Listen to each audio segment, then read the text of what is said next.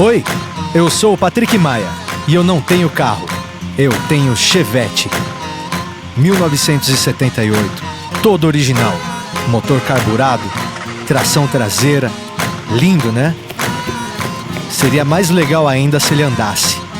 Mas como ele nem sempre anda, eu pensei em dar um outro uso pra ele. Como?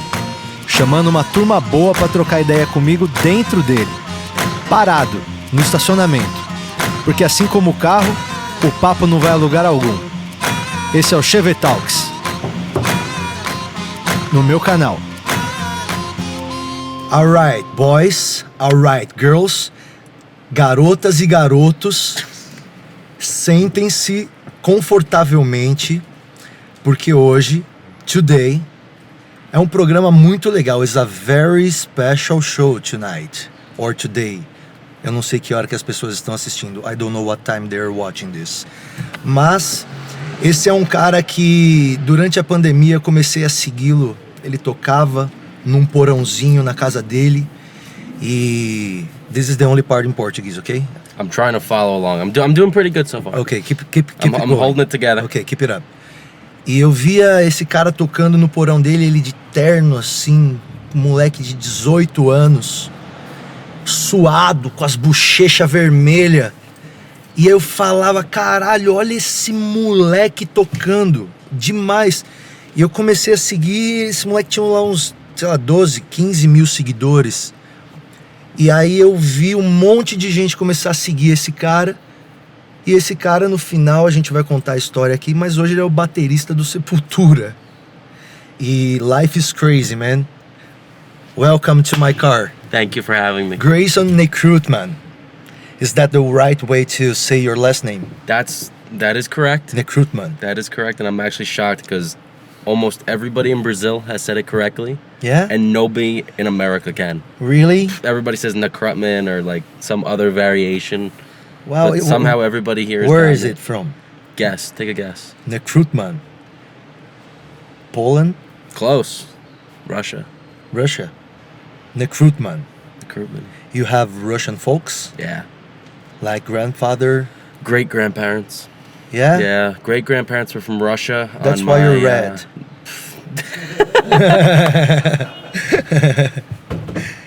Great-grandparents on one side, and then the other side was Polish. That's a good mix, right? Yeah. And they came to United States during the war? No, before early 1900s, and it's a wild story because on my mother's side, it was either her great-grandfather or my great-grandfather. There was two brothers, and they were escaping Russia. And at like 13 or 15 years old, their parents put them on ships to, escape Russia at the time. Movie kind of shit. One ends up at Ellis Island, New York. One ends up in Argentina. Wow. We have an entire family in Argentina. Wow, they split the brothers. Yep. And then you have family in Argentina? Yeah, and I don't have no contact with them at all. You've never been there? I've been there, but we have no way of really like getting in touch with them. Oh, sucks. Yeah. If they need money, day. They're gonna know their relatives. Don't worry. Yeah. They'll come crawling one day. Yeah. Hey, by the way. Hey, I just found out. I'm your cousin. Yeah. 15th removed. Yeah. First thing, I'm your cousin. Second thing, I need $10,000 right now, next week. But it's been, I think it's been a crazy ride for you, right? Yes. A lot of things changed after the pandemics, right? How was your life before the pandemics? Like, the pandemics started more than 4 years ago. You are now with 22 years old. God, you're so young. You were 18, right? You were not even allowed to drink. No. When the pandemics started. What was your life like? Did you have friends? Did you go out? Or all you ever knew was drums? Because it feels like the day you were born, you were given a drumstick and do this, because The way you play it requires more than 20 years of training. Thank you. I mean, I was always playing since I was little. I would say the pandemic and that whole, I don't know, it kind of feels weird because for a while I was like, oh, it still felt like we were in it. Mm-hmm. It kind of felt like we entered some weird chapter in that weird space in between when it was like everything was shut down, everything was open, and we never kind of got out of it. Yeah. But man, I like to think about my life, even when the pandemic started. Like I remember my last day of high school was a normal day, because the rumor was that schools were gonna close on Monday, and it was like Thursday, and I said, screw it, I don't want to go to school tomorrow and Friday. I was like, I'll just stay home. I never went back to school. Wow. But it was never. There was no like, oh, it's the end. Like it just felt like it was just weird. Vanished, dude. It was so strange because one day I was like going to school, living a normal regular life. The next day, kind of feels like here I am. But the next day it was nothing, and it was like that for a year and a half. And I mean, I don't know how it was here, but the U.S.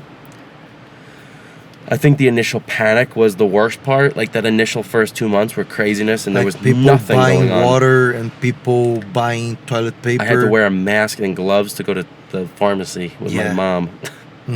Ridiculous. It was crazy. Crazy. It was crazy because nobody knew what was going on. Everybody was like, hey, is this thing for real? And a lot of people, like me included, I was like, hey, come on, guys, give it 2 weeks. And everything is gonna be normal. Yeah, that's what me and my dad and parents were trying to. Shit broke down, and then you were stuck, right? How was your drumming routine before being stuck with your drums? I guess. Did you play in the high school marching band? Or anything? Not in the marching band, but in the jazz band and in the concert band, and like I played a lot of like orchestral, like snare drum and all that kind of stuff. But I would say it was kind of average. Like I would practice a lot, play a lot, but I lived a normal-ish life. And then when the pandemic started, I realized all these people were going, oh, there's no gigs, wow, like being like crybabies a little bit about like, oh, we can't do things. I said, wait a minute. I'm going to go out there. The one thing we have is the internet. So I started posting all these videos and just changing everything. So like I was playing all day now. I was practicing all day now. I was recording all day now. And then I would just record as much as I could. You got like a little obsessed about it? Oh, 100%. Yeah? Because I realized like it's only... It was like... a home office version of Whiplash movie. Oh, 100%. But it was also like, I knew that there was going to be an ending date for the pandemic. Like eventually we would probably come at it, unless we would all die. But I mean, like, hopefully we'd all get out one day. And I said, so while I'm stuck, I might as well make the best of it and just try to use this time well. You did it, right? I tried. Yeah. When was that turning moment, that turning point when you realized, wow, something just hit differently this time? I mean, I had videos. You haven't. Excuse me if I'm wrong, but you haven't tried a lot pursuing this success. For me, that I'm outside, it feels like it came overnight. But that's the impression that a lot of people have when they know a new talent.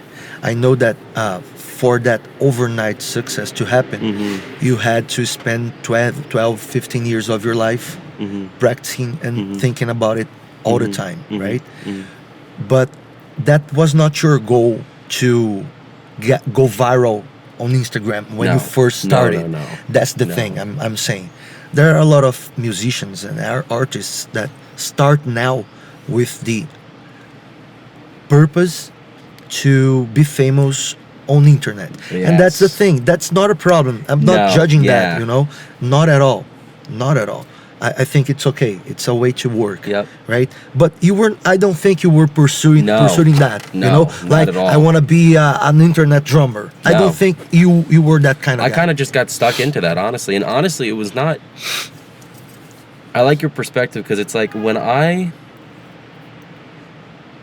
again, my goal was to kind of, as funny as it sounds, do what I'm doing now. Like, you know, like I finally am doing what I always kind of wanted to be doing. But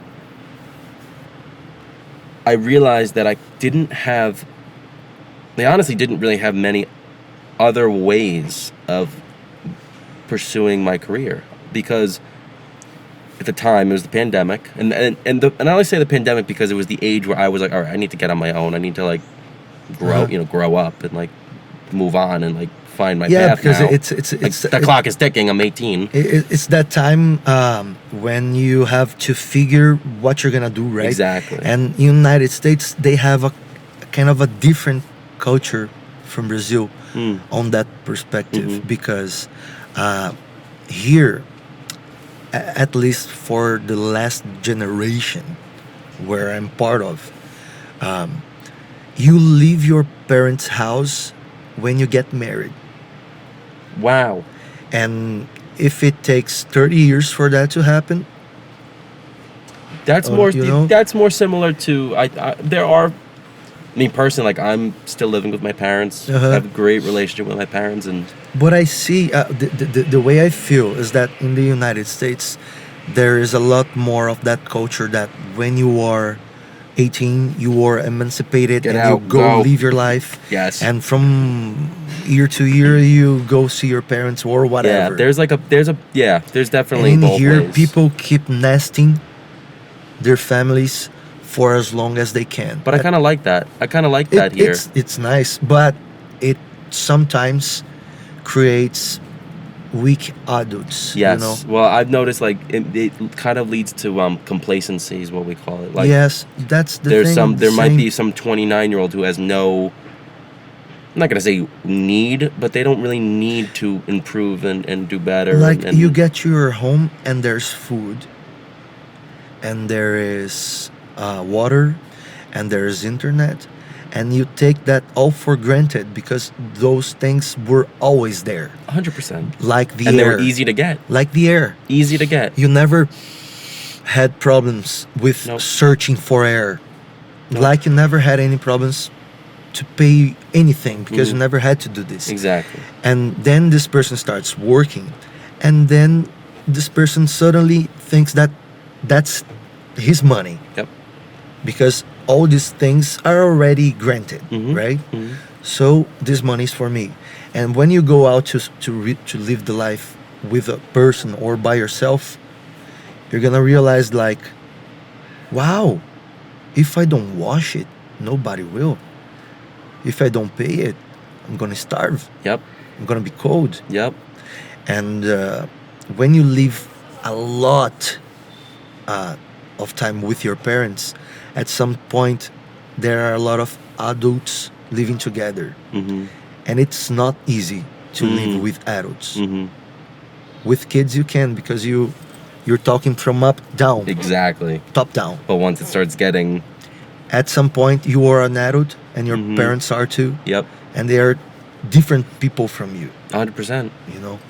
And I left my parents' house with 24. I was kind of old. I consider now. But it was good to stay there until this time. Yeah. Like I'm 22. It's funny because now with the way my life is set up, I mean I haven't been home since beginning of June.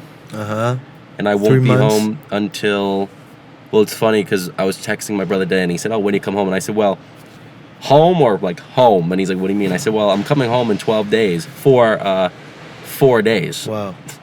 And so I was like, it's like a hotel stay at my house. Yeah. And then I have to go on tour. But I was like, home is like the end of December. And he's like, what? So it's kind of nice right now because when I go home, it is home, but it's also refreshing. It's like I have 2 weeks off from work. Okay, I can chill. I can do what I want to do. Do you touch your drums? The 4 days I'm gonna be home, hell no. the No, I hope 2 not. months, yes. You should ask your parents to get a knife and fuck the heads. Just to prevent me from playing. Yeah. Lock the door. Yeah. Lock the basement door. No, I was like, Mom, what? Well, the best part is, and I'm sure you can relate to this, but this will be, I don't know, 6 or 7 times I've done this, but I always joke with my parents. They always say, like, when I get home, usually the last flight of a tour just happens to be like a red eye. Like, I'll take the flight out of here at night. So I leave here the night of the 9th, and I get home the morning of the 10th, and I said, you know what that means? And they said, what? I said, all day of the 10th, I'm going to be sleeping. Yeah. And until the 11th. And it's so funny because I remember what tour it was. I think it was 2 tours ago. My mother got so worried because I slept for like 27 hours. Oh, Dude, I was in bed. And I went to bed at like 9 in the morning. And I slept that entire... Until noon of the other day. Basically noon the next day. And it was like 9 o'clock that night. My mom's like, talking to my dad, like, should we wake him up? Is he okay? My dad's like, he's just passed out. Yeah, sure. But how, we were talking about, there was this time when you had to figure out what you were going to do. So basically, at that time you can pick, like, I'm gonna be an engineer, I'm gonna go to this college, to this or to this, and then pandemics came. Yeah, right? exactly. A lot of people started doing their home studying, right? And did you have any plans? I did. That got canceled, like you were going to study somewhere else or something like that? Well, I actually, right before the pandemic, it was perfect. It was like 2 months before the pandemic. It was that time of year where in a senior year, you have to decide like what college you're going to go to and all that, if you are going to college. And I was planning on going, and I wanted to go to jazz-based music schools. All the big ones, Juilliard, MSM, Manhattan School of Music. Yes. How Berkeley, many times did you watch Whiplash? Oh God, a lot.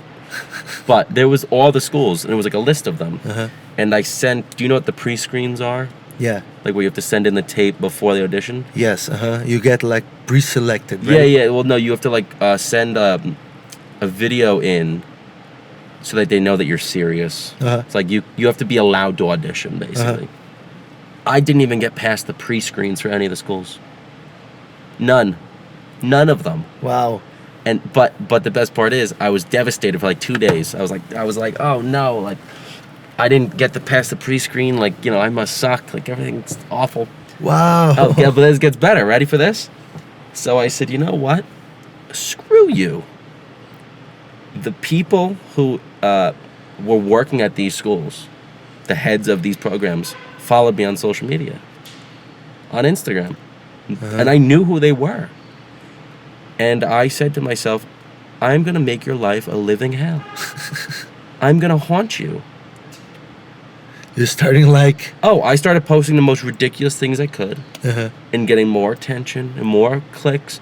And every time a video would go good, I was like, that person's seeing it. I know they are.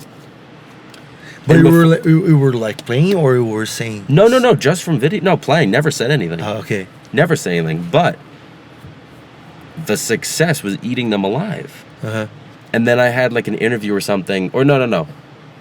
I had an interview, and I said the same story, and one of the schools came crawling back and said, do you want to come? And I said, nope. No. Thanks. I'm good. You see, the process sucks, right? Like, I think it sucks, but it's also incredible at the same time. Yeah, but there must be a lot of good people that are left out that will not have the same insight that you had to go for it in this way. Yeah, and the reasoning I didn't even get in those schools was politics. That's all it was. It was just people knew other people, and the same way a lot of things work, where they know somebody and somebody knows somebody. And that's crazy that there is a market for that 100%, in the United States, because 100%. Because in Brazil we don't have that exactly like that. We have a lot of good music schools. Some of the best are here, but we don't have like this this market like it's more like the show business is already together with all that in the United States. It feels like it's the same in the sports, like when they have the drafts and everybody wants that. Yep. And if you get that, you are already miles ahead. Yep. Right? Yep. And in these schools that you're mentioning, they're kind of like that, right? Because anywhere in the world you say like I studied at Berkeley's, people are gonna say, wow, right? Because they have like a but like I seal. think that unfortunately, because of the way the people running these schools are treating it with this process, it's killing those names. The names are going to start to mean nothing if you don't hold a level of a level of anything standard. What is the name going to stand for? Yeah, because the name is carried by the people that are on it. Exactly. So if the people owning it, though, are caring about people they know more so than the actual talent Keeps or getting work. stuff from the same place, Exactly. right? Exactly. And that's a good thing because it came from another place, right? 100%. You just crossed it. Yep. And it's funny because it rubbed all those people the wrong way because I could have been like, oh, I could have gotten crushed by it. But I went, honestly, all those kids are still in those schools. And I'm not. I'm here. I'm down in Brazil with you. You made your way. Exactly. That's the thing. I went that way, they went that way. A lot of people, a few years ago, always, parents would say like, you have to have a college degree because otherwise you're not going to go anywhere. You're not going to be successful. And blah, now blah, blah. I have a very clear view that this is bullshit, right? This is a market.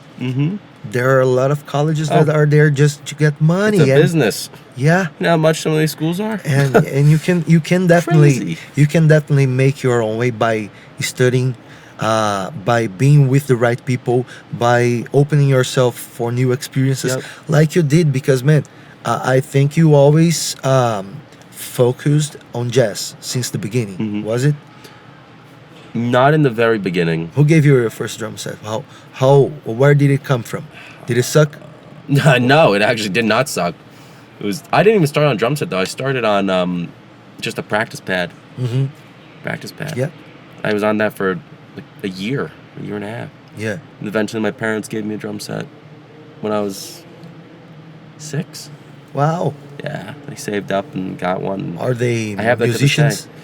My mother played trumpet in high school. She doesn't play anymore. And my dad, no. No. So they just felt like, hey, dude likes banging stuff. Well, I had my brother, he was like in this pre-college program at the time. His friend was a drummer, and my mom was friends with his mom. And then they were talking, and the lady said, oh, if your son wants to try drum lessons, whatever, like here's this teacher.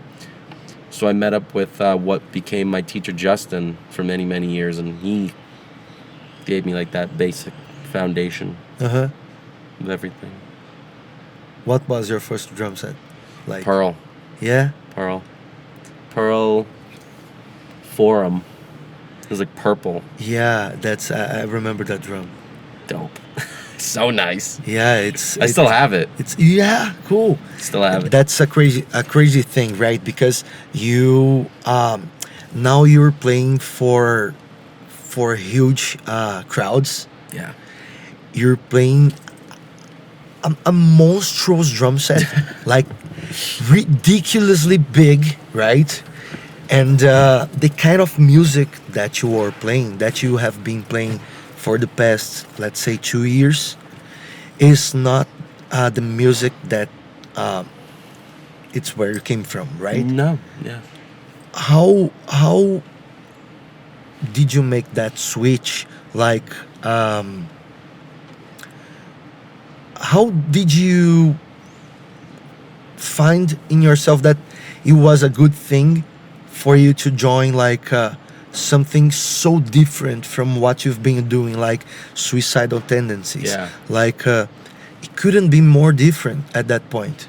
Like Yeah. the thing you were doing and the thing you were invited to do now. It was even weird for me to go to Suicidal because at that point it was right after the pandemic had kind of eased up, and it was a great opportunity, and it was my first big band to play in, big touring group. Yeah, but who looked at you and thought like, hey, here's a For Suicidal? punk drummer? Yeah. Josh Paul, the former bassist of Suicidal, he recommended me to Mike, and at the time it was like it was not known, but it was this like weird, really weird chain of events because Taylor Hawkins had passed away. Wow. And Josh Freese had been invited, under the hush-hush to join the Foo Fighters. Yeah. So the Offspring, who Josh was playing for, were holding auditions. And I didn't even know about that. But Brandon Pertzborn, who was in Suicidal before me, got the call for Offspring, and he got the gig.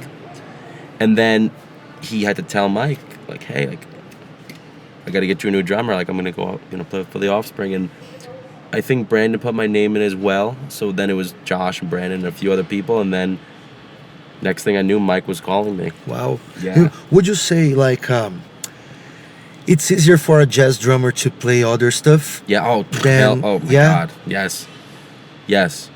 Because it Because I would say, like, you can be a very good rock drummer, like an amazing rock drummer, okay? Let's say, I'm going to say Dave Grohl. I love Dave Grohl playing drums. I love the way he sounds. I love his attitude, and I love his simplicity, and yet his creativity is very cool. If you put him to play jazz, he's going to probably know what it sounds like. Yep. But it's not gonna be the same as you, as you're a hard jazz player, right? Yep. And now you're playing Sepultura and you're playing Suicidal. Yep. So it's easier for you to, it's easier for a jazz drummer to go all around. My opinion is yes, because it's almost like if you work on a really, really, really intricate engine of a car or a motorcycle or a boat, and then you have to fix a lawnmower engine. A lawnmower engine is, for the most part, very simple compared to a high-end sports car. Yeah. Now, take the automobile shop who only does snowmobiles, snowblowers, and lawnmowers. If you bring a sports car to them, they might know the spark plugs, this and that. They don't really know all the electronics and all that. So what I'm trying to say is, my benefit, I think, was I had the technique from jazz, and there's a certain level of facility that jazz, you don't need to have it.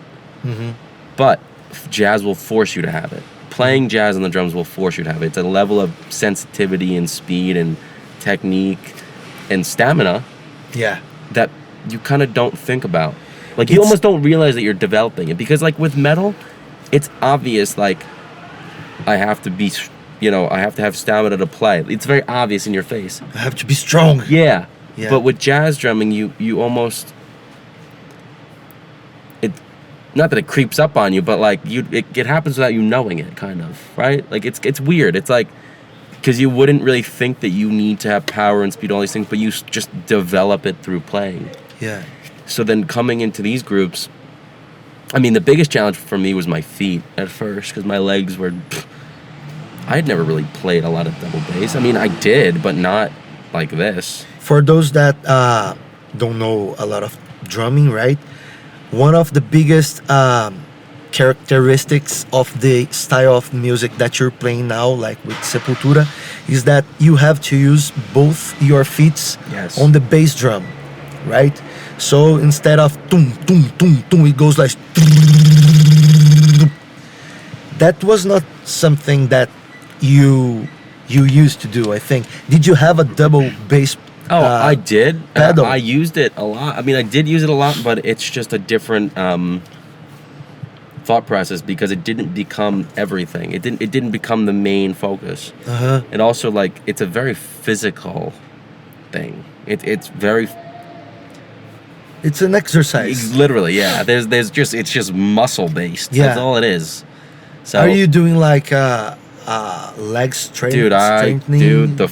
I had 8 days to learn all the music, and in those 8 days, all I was doing was sitting on the pedals and going, dude, like just trying to build it up, because there's a certain point where like your legs are on fire. Wow. Just burning. And you have to build the stamina. Did to you play a have show. problems at the first? Like, did you find yourself having problems during the play? The first 3 shows, halfway through, my legs were like on, like literally my quads were on fire. Wow. Fire. But then it's amazing because now I'm like, oh, fine. Like I just, great. You mastered it, right? Well, I'm very proud of myself that I feel like, damn, like I just kind of pushed through, like, because there were moments where I was like, I don't think I can do this. Do you have those moments where like, I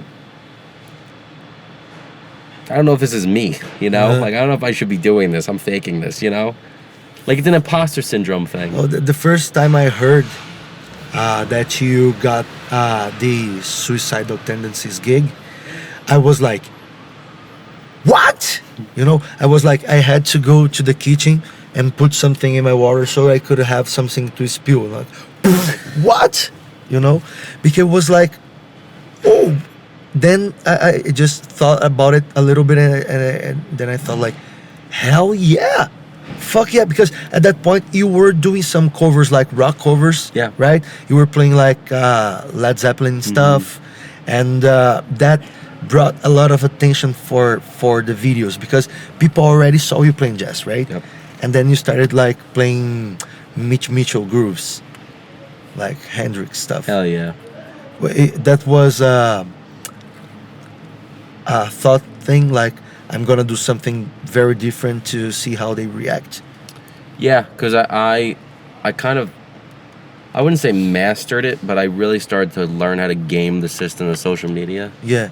And like understand it. And I would notice, like, if I posted just jazz, it would do okay. If I would do jazz, rock, the amount of comments of like, oh my gosh, I didn't know, like, or you could do that too. Those comments are gonna push your algorithm up. Like it would get more attention. So I could post another jazz, and then so I kind of was always trying to confuse people. Yeah. I love it. I love to this day, because the other day when you filmed the video, you played Caravan God, at the Club Forno. Oh my God, dude! Everybody was like, "What the heck?" Like, but the best part is, almost everybody forgot that I could do that. Like everybody thought I was just metal. So then all the headlines were like, metal drummer plays. I'm like, that's not. No. All the headlines. The headline metal is jazz drummer plays metal. Dude, that's the headline. Every headline was metal drummer plays at jazz club in Sao Paulo, and I'm like, that's. What are we doing? Like, come on. Dude, make your research, man. Do your researches. And how you feel like Brazil being here for this long? How long have you been here? I'll be honest with you. And I told you this the other day, but like I was here for a month in March, my first time here. And it was fun, but it was very stressful, and I did not enjoy it. Honestly, I did not. I did. I enjoyed parts of it, but overall, I got home and I was like, "Oh, thank God, I'm home." Like a tough day at work. Yeah, for a month. Yeah. And then when I got the schedule this time, I knew I'd be here for all of the end of June, all of July, and all of August, and early September. And I was like, "Oh boy, I'm gonna have to like it." I was like, "I'm gonna have to force myself to get out." Yeah. Meet you just like we met, just like going out, meeting, making friends, and it's amazing because I have a whole second life here. Like I created a whole different life. That's cool. Like the Greyson at home would have never known anybody, you or anybody. Yeah. It's like weird to think about, but it really is like a completely different set of friends, family. Like it's like a different unit. That's a very good thing But because it's beautiful. Anytime you come back, Exactly. you're gonna have people to come back. Now I to, have it. Now you know? I have this family here, you know, and it's like everybody here involved. And even last night, I was like, this is awesome. Like, we were all hanging out upstairs, and all my friends were there, and I was like, this is... Yeah, man. We did it. Like, this is the thing that I think it's the magic of the stuff that we do. Yes. You know, the stuff that we do, we can call it magic because it turns stuff into other stuff totally different. Like, look at you, right? Who thought back in 2019 that you would be playing a world tour with Sepultura? Nobody. No, I Right? certainly didn't. And who would say that me watching you playing during the pandemics, when I started following you there, I was like, hey, look at this guy. I like this guy. Who would say that 4 years after that, I'd show up on your club. you would be at my club and then you would be in my car and it would be like talking about life. Exactly. And Derek Green was there yesterday when Yep. we were playing together. That's the craziest thing. Like, I'm playing drums and I look at the crowd and I see Derek like this. And I go like, what? I'm making Derek Green's head balance. That's cool. And this is the magic of this stuff. It like is. connecting people. Yeah. You know? And I think it's like an element of like, you need to let yourself experience that. Because if you... It's a little easy to hold on to the...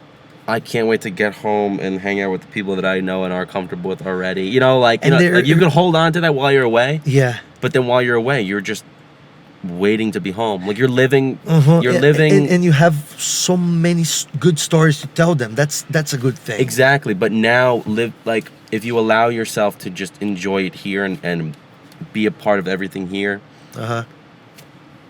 you're just more present. Like, you're here. You're Yeah. not trying to live at home. Yeah, that's if you're homesick all the time, you're not gonna hold it. No. No. You have to just enjoy it here and be thankful that you can experience these things, because most Yeah. people can't. Yeah, You know? that's a good point because sometimes I go out on tours. They're small. They're like 1 week, 10-day stops. But I figured like I have to learn how to enjoy wherever I am, because if I don't, that's gonna be 10 days lost. Because think about it, most people are in a 9 to 5 for those 10 days. Yeah, In a big apartment or a big high-rise building. yeah. Most people. So I'm like, okay, what can I learn in this place? Yep. Okay, the producer said, hey, let's go and I'm gonna show you something. Okay, let's go. Let's see it. And that's something you're doing, man. You're all over. I'm loving it. You're all over. It's exhausting, but I'm loving it. Yeah. I'm having a blast. But that's the thing. An absolute blast. I already asked you, like, ever thought about moving to Brazil? Because people like you here, man. It's a Do you place feel I it? think I Like, would have a, like, in 10 years, I would probably like to get a place here. It feels like, Like I would get like an apartment to keep here or like a it condo feels somewhere. like you're the kind of guy that's gonna Be kind back of very open. often. Is gonna have like a little 3-apartment hotel Yes. on a beach. Yes. So Yes. whenever Have you a come, the little padaria. yeah, bottom. you like a padaria. Oh down, yeah, let's go. And whenever Let's you come, go. you don't book it. So whenever you come, you take it off the booking. You just like gave me the whole idea Yeah, right you there. like it? I'm doing that. Hell yeah, yeah. It feels like you Dude, that's 100% me. because It's gonna be like, you know, like, oh, when's Greyson back in town? Oh, 3 weeks. All right. okay, Let's go. And the thing is, you will always have work here. Yeah. You know, because the thing you do here, it's even more different and bigger than it is in the United States. Yep. Okay, because nobody does exactly the way you do it in Brazil. Like, we have a lot of Brazilians that play a lot of excellent good jazz. Yep. A lot of them, like Cuca Teixeira, Edu Ribeiro, amazing jazz players, amazing. But it's different to to listen from someone that was born there Mm-hmm. and has been listening to it and played with a lot of people Mm-hmm. since he was 6, 7, 8, you know. And you would always have work here, so it's something really to consider, because it's a nice place to live if you are an artist that has a public. You know, you don't have to be huge. Yeah. You just have to have 200 people to see you every city you go. Wow. To have a good life. Hmm. You know, Yeah. if you have that, you have a good life. Like, Huh. you know, I'm gonna go to Salvador, never been there, and you go to a club, there's 300 people want to watch you play. You can make a very good life out of it. You know, you're not gonna be stressed all the time, Mm-hmm. because I can't imagine how like Aerosmith can last for 50 years with the same guys, man. Or any of these groups, honestly. Any of them. Like Stones, like And they're still going. world tours every year. Man, what? But then you have those fans that go every year. Yeah, They camp at the place, and they, it's like a yearly thing to go to the Stones concert or go to the Dave Matthews Band concert every year. and man, how do these guys get to do it nowadays the way they partied back in the 70s? I don't know how they're still alive. Yeah, that's crazy, because Did you see the best part? Is that the Stones tour was sponsored by AARP. uh-huh. It was like AARP? AARP. It's like I think you have to turn over 60 or 65. It's like everybody over the age of 65 or something like You Oh, get- got it. if you're over the age of 65, I think you get like a discount for the shows. Got It was like it. this whole Like thing. the original fans. Yeah, and I was like, oh god. The original fans pay half. Oh jeez. How do they manage to do that? Because if I like had a lot of drinks yesterday, today would be shitty. And these guys, They would play shows. They would play shows. yeah, I was reading a thing the other day about Fleetwood Mac. It was crazy. It was crazy. They would party all day, party on stage, and then party after the show for like 30 years. I don't know. I know the same thing. Like I can't drink a lot before a show. The night before, hell no. no, drinking fucks you up. Drinking fucks you up. No, it's awful. Because Even- the next day I can't. And when I you feel- get used to drinking, I just- it fucks you up. Yes, exactly. Because it's like the next day, even trying to play, like no. Yeah, man. So I never drink. It a fucks day your before. muscles for playing. Like Yeah, you no. can stretch that. You have cramps, like Yeah, just tight. Yeah. Tightness. Have you had any injuries from playing?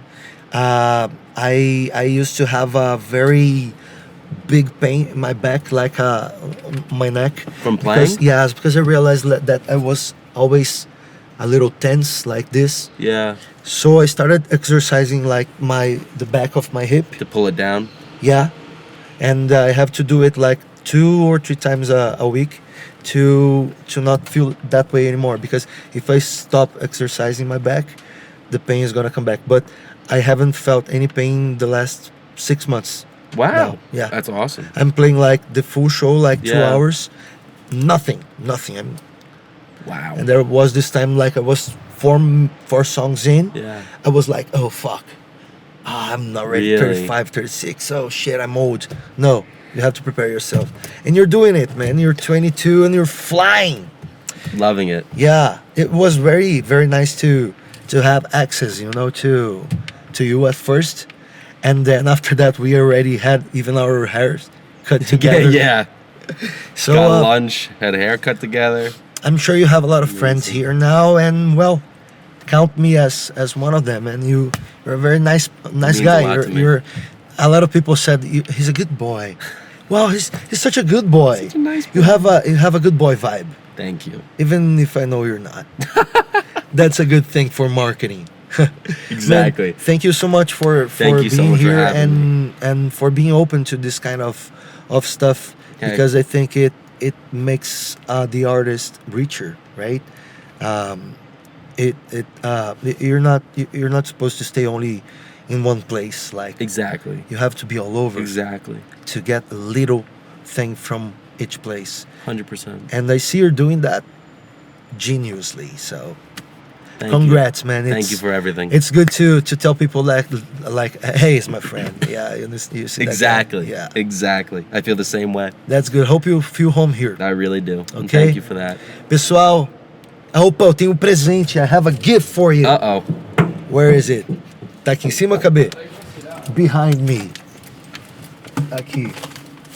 Almost forgetting Yeah. to give you this. Let's go. Yes, you already had some of this in my house, right?